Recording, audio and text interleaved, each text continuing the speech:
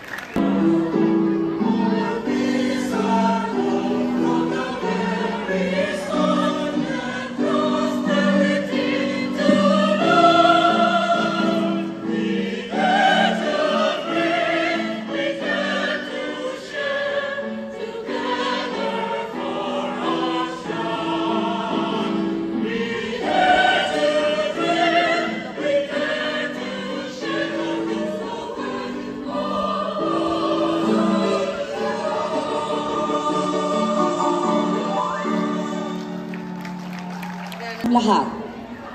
It is my great honor to introduce a dedicated public servant who has tirelessly represented and supported the Filipino community here and abroad. His leadership and commitment to fostering strong ties between our homeland and the overseas Filipino communities have been truly commendable. Please join me in welcoming the Consul General of the Philippines in Milan, Italy, to deliver his Independence Day message. Ladies and gentlemen, please welcome Consul General Elmer G. Cato.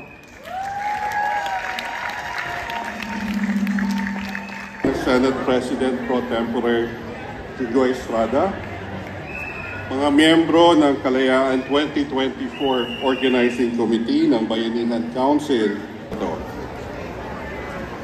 Ang ating panauhing pandangal ay ang tinugariang ama ng batas kasambahay dahil siya po ang pangunahing may akda ng Republic Act 10361 o Domestic Workers Act.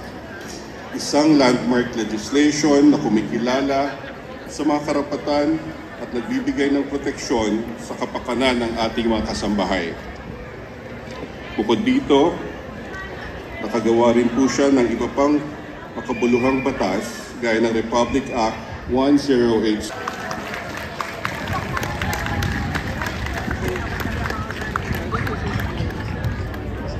Maraming salamat sa ating pinakamasipag, pinakamagaling na naging Consul General dito sa Milan, Consul General Elmer Cato,